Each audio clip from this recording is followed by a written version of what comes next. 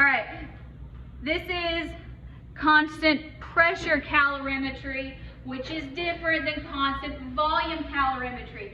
So you have to be very careful when you read these problems. When it tells you what kind of calorimeter, it matters. If it's a bomb calorimeter, you use the steps 1 through 4 like we did in what was on the quiz. If it says in a coffee cup, you get to do it this way. So, or in a coffee cup calorimeter or whatever. So the kind of calorimeter matters. So when we do constant pressure, that is going to measure delta H, which is our enthalpy of reaction. So we ignore work, even though it might occur. So this is where you have to be careful. Bomb calorimetry occurs at constant volume, and that's going to measure delta E.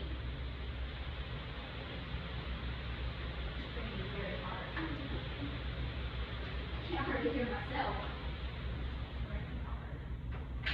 Man, I can't hear myself. Okay. So coffee cup, styrofoam cup, or whatever, that occurs at constant pressure because we're going to make the assumption that the pressure of the air in the room in the lab is not changing over the course of our experiment. And that is going to measure delta H. Here's the reaction you actually did in lab. This will help you do your calculations. Oh, y'all haven't done the Hess's Law one yet, I don't think. We did it. Okay. All right. So, here you have this reaction.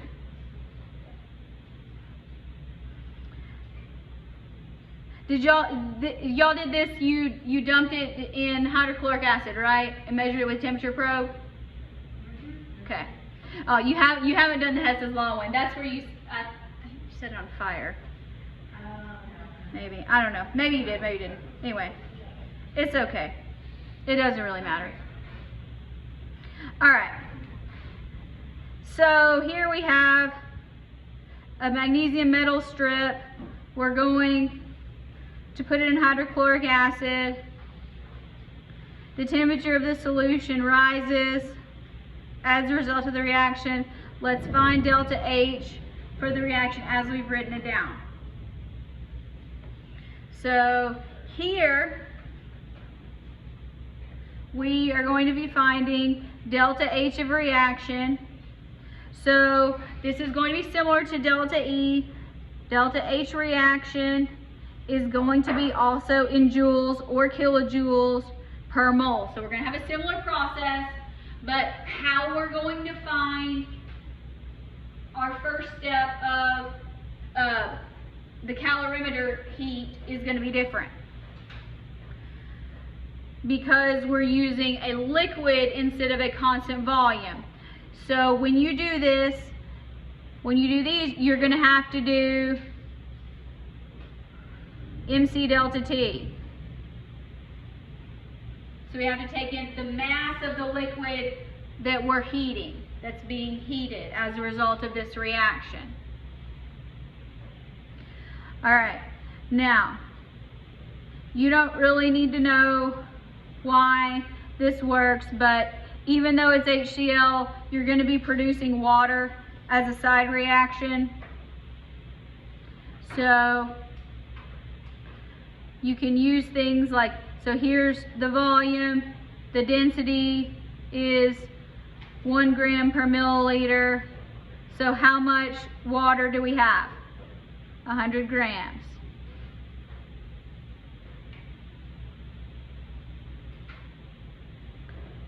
What is our specific heat in our calorimeter? 4.18. So when we were using the bomb calorimeter, this was all done in the same step for us. Here, when you do coffee cup, you have to use mass and specific heat. The delta T is the same calculation. So 32.8 T final minus T initial, 25.6 minus 25.6. Anybody confused as to how we got here so far? No? Good. All right, what is delta T here? What's it, 7.2? 7.2 degrees Celsius, 418 joules per degree Celsius. 418 times 7.2. 3010 joules. Yes. This is kind of off topic, but not really. Okay. Like in the quiz, when it was given in Kelvin, do we need it when we use this equation in Celsius, or can we do it in? It's not gonna matter. So it didn't really matter in the quiz because your specific heat or whatever, in the change, Celsius and Kelvin are equivalent to each other. So it doesn't matter because you're allowed to have negatives for these heat calculations because sometimes you gain heat, sometimes you lose heat. It's not going to matter. It's a good question though. All right, so now that we have our heat, what do we do next? So we have heat from our calorimeter. Yes, heat of reaction. So look, same process. So this time it's water instead of the calorimeter. Negative heat of the reaction. So that means heat of the reaction is negative of what we just did. The only thing that's changing in this problem is this part right here from what we did before. So after we get heat of reaction, what do we do next?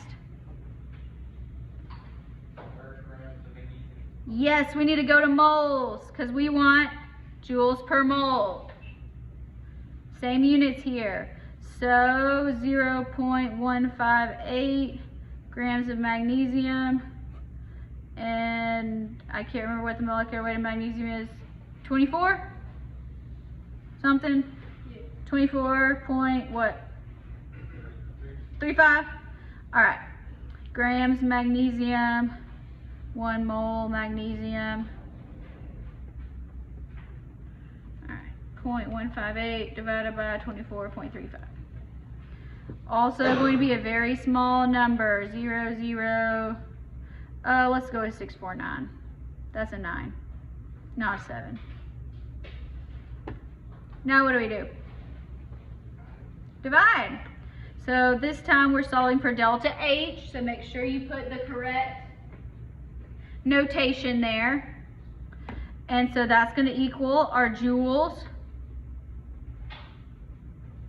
over our moles.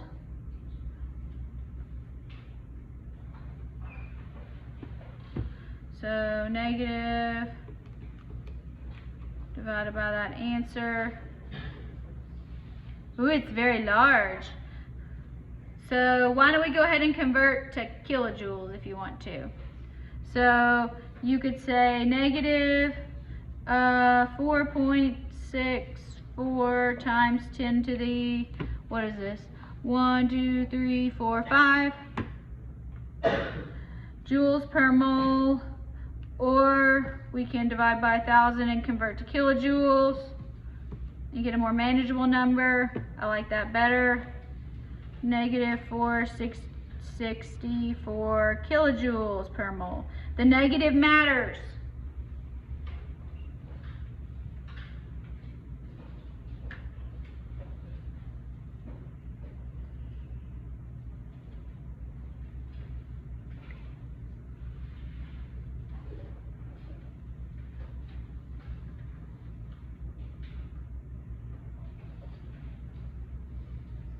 All right, let's do another one. This is going to look a little bit different. When, here's our reaction. We have 50 mils of this solution. So here we have two solutions that are being mixed together. This is where the coffee cup calorimetry has a little more usefulness in these calculations than a bomb calorimeter. But so we have 50 milliliters of silver nitrate and we have 50 milliliters of hydrochloric acid in our coffee cup. We have a temperature change. Calculate delta H for the reaction. All right. So the first thing we need to do is we need to do our heat in our calorimeter. So that's going to be MC delta T. How do we find the mass? We're given volume.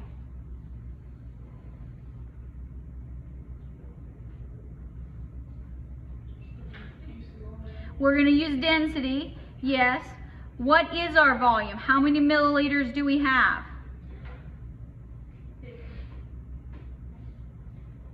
100.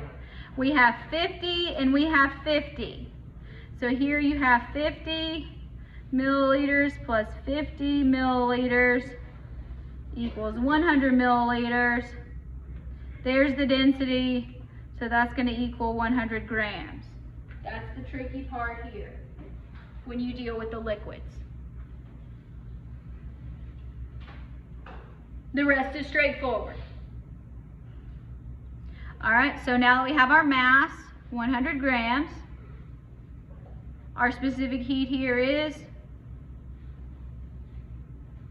4.18 joules per gram degree Celsius. Grams go away. Final temperature is 24.21, 23.40, so 418 joules per degree Celsius. What's this temperature change? 0.79? 0.81, okay. 0.81. Good.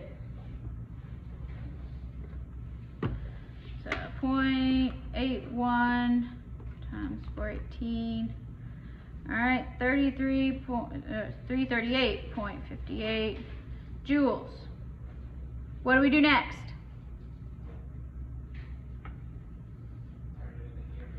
Make it negative, yes. So heat of reaction is negative 338.58 joules. We know that because any heat that is absorbed by this solution comes from the reaction. So this is the surroundings, gained by the surroundings equals lost from the reaction. That's why it's negative. If you prefer me to say it a different way. All right, after we get heat of reaction, what do we do next? We gotta calculate moles. Uh-oh, this time we don't have a solid. What do we have?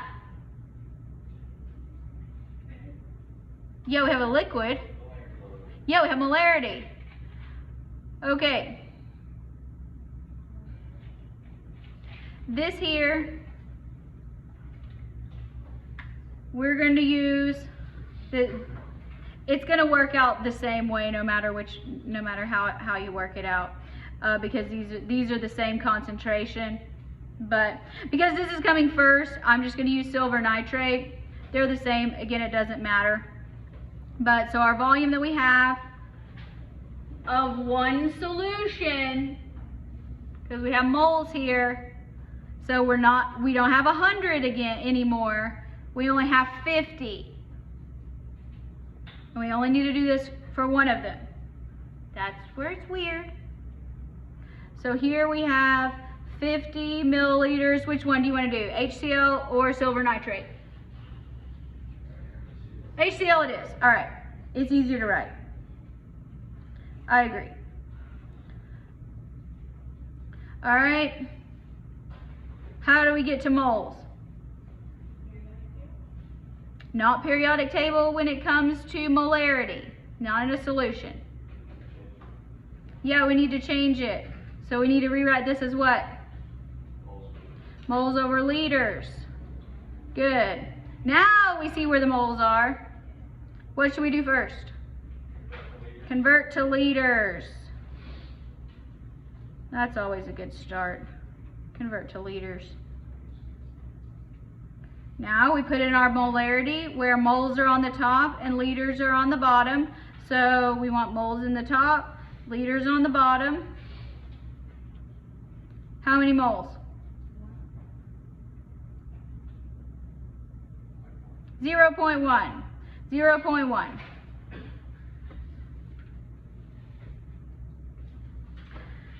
So let's do our math here. 50 times 0.1. Let's divide by 1,000. So this is going to be a really little number. 0.005 moles. Again, it's going to work out the same way whether you're using HCl or silver nitrate. So you won't have to worry about that. All right, so now what's our fourth step? Divide it out. Yes. Delta H equals negative 338.58 joules, 0.005 moles. See, it's not that hard. Negative 338.58. So negative 66,716 joules, or let's divide by 1,000 per mole. Negative 67.7 kilojoules per mole.